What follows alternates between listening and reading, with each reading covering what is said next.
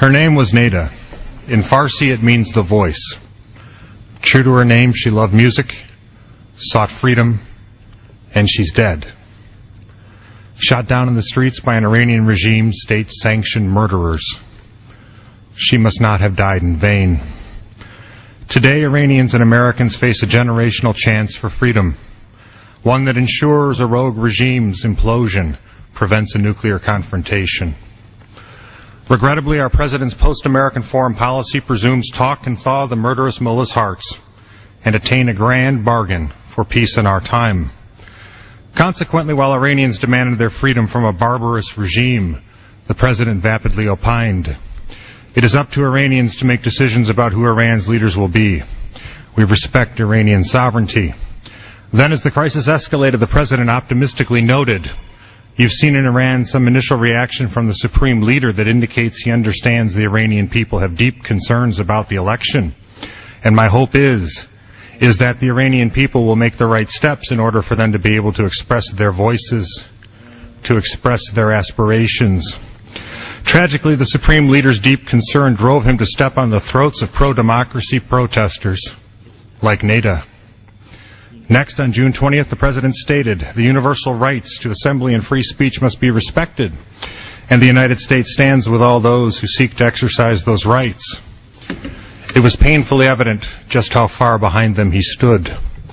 The last thing that I want to do is have the United States be a foil for those forces inside Iran who would love nothing better than to make this an argument about the United States.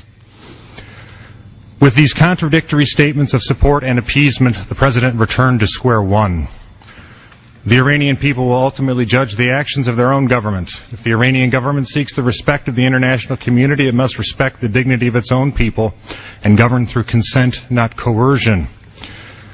In truth, the Iranian people have already judged the regime and found it wanting. The supreme leader, his cleric cronies, and their puppet government have never respected the dignity of the Iranian people or governed through consent. This is why the regime stole the election and shoots peaceful pro-democracy demonstrators. Implying otherwise mocks the Iranians, risking and losing their lives for liberty.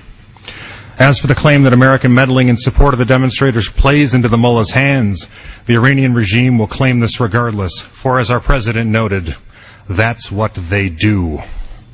Yet what matters is not what the regime says about America, but what the demonstrators think about America. Presently, brave Iranians watch as our President still holds an open hand to the regime that opened fire on them, that opened fire on Neda. This is the passive, disastrous policy of Jimmy Carter that led to the rise of this rogue regime, not the courageous policy of Ronald Reagan that led to the demise of an evil empire.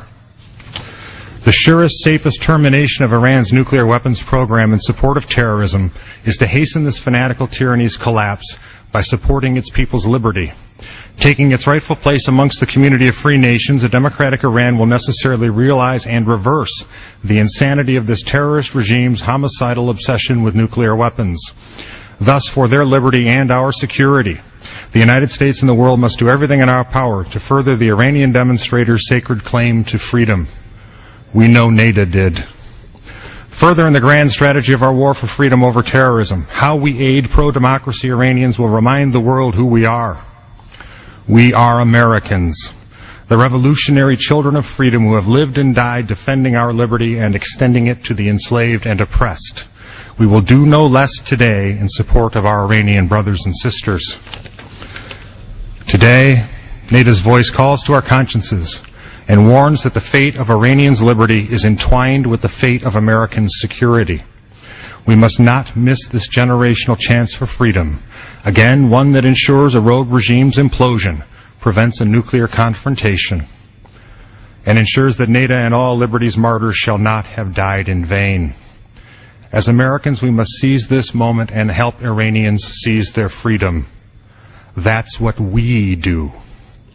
I yield back the balance of my time.